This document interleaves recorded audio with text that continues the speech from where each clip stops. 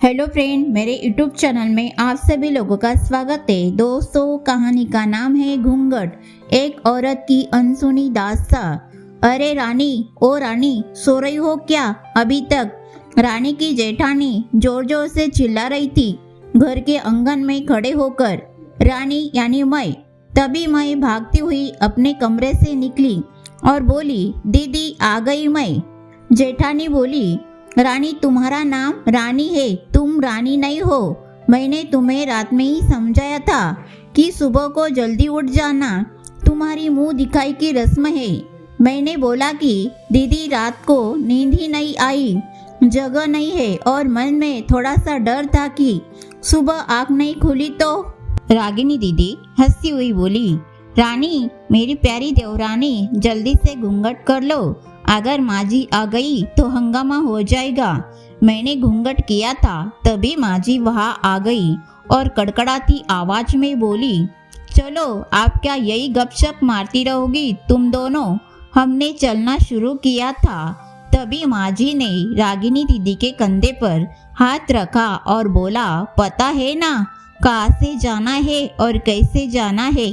माजी ने बोला कि जब भी कोई बड़ा तुम्हारे सामने खड़ा हो तो हमेशा घूंघट में रहना और कम से कम अपने बड़ों के सामने आना, और बिना घूंघट के तो कभी नहीं। रागिनी दीदी कुछ बोली ही नहीं, बस अपना सर हिलाकर हाँ बोल दिया। मैंने भी बस अपना सर हाँ में हिलाया। माजी के जाने के बाद मैंने पूछा, रागिनी दीदी आप तो स्कॉलर हो और इन सब चीज़ों को कैसे निभाते हो? रागिनी दीदी मुस्कुराई और बोली कि मैं थारे जेठ से बहुत प्यार करती हूँ, इसलिए अभी तक चुपचाप सब चीज़ें निभा रही हूँ। मैं कुछ नहीं बोली और चुपचाप रागिनी दीदी के साथ घर के बाहर वाले कमरे में जाकर बैठ गई। वहाँ पर एक पड़ोस की आंटी जी बैठी थी। वो बोली कि यह कैसे बहू आई है, ससुर जी के सामने खड़े हैं और यह यहाँ बैठी है। मुझे कुछ समझ ही नहीं आया। मतलब रागिनी दीदी बोली कि आंटी जी अभी नई बहू है, यहाँ के रीति रिवाज सीखने में थोड़ा समय लगेगा। रागिनी दीदी मुझे वहाँ से उठाकर मेरे कमरे में छोड़ गई। 6 महीने यूं ही छोटी छोटी चीज़ों में बीत गए। फिर एक दिन मैं राजेश के साथ साड़ी लेने गई। राजेश का फ़ोन आया और वह दुकान से बाहर बात करने चला गया। साड़ी की दुकान पर मैं बेधड़क होकर साड़ियाँ देख रही थी। तभी साथ बैठे हुए अंकल जी का से एक बार, फिर 2 बार, फिर 3 बार मैंने साड़ी वाले भैया से बोला कि भैया इन अंकल जी को पानी दे दो, बहुत खांसी हो रही है इन्हें। अंकल जी भड़क उठे और बोले, क्या बदतमीज लड़की है, कुछ शर्म लिहाज है या नहीं इसे? दुकान पर हंगामा देख राजेश बाहर से भागकर अंदर आया और अंदर आते ही अंकल जी के पैर छूकर बोले, मामा जी आप यहाँ? मैं घबरा के दुकान से बाहर निकल आई, एक लंबा घूंघट करके गाड़ी में बैठ गई। राजेश बाहर आया और गाड़ी में बैठकर गाड़ी बहुत तेज चलाने लगा।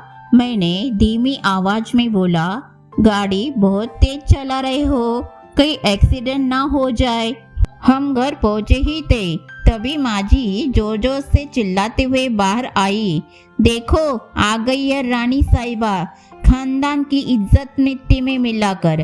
तभी रागिनी दीदी आई और बोली, माजी मेरे शादी को 6 साल हो गए, मैं अभी तक मामा जी को नहीं जानती है, यह कैसे जानेगी?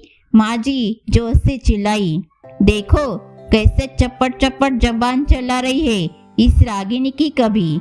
राजेश सबकी बात काटते हुए बोले कि माँ ये दोनों सही बोल रही है, अगर यह हमेशा घूंघट करके रहती है तो यह मामा जी को कैसे पहचानेगी? और माँ आज मामा जी के फोन पर तुमने घर की शांति को भंग कर दिया है। यह वही समाज है जिसने सीता मैया पर भी उंगली उठाई थी। पिताजी और जेठ जी ने भी अपना पक्ष राजेश के साथ ही रखा। माँ जी थोड़ी देर सोचने के बाद वापस रागिनी दीदी और मेरे पास आई और बोली कि तुम दोनों को अपनी मर्यादा पता है, मुझे उम्मीद है कि तुम कभी भी मेरा सिर शर्म से नीचे नहीं झुकने दोगी। हम एक ही परिवार के सदस्य हैं। हमें हमेशा साथ रहना है।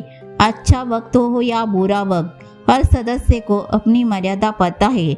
माँ जी ने मुझे और रागिनी दीदी को गले लगाया।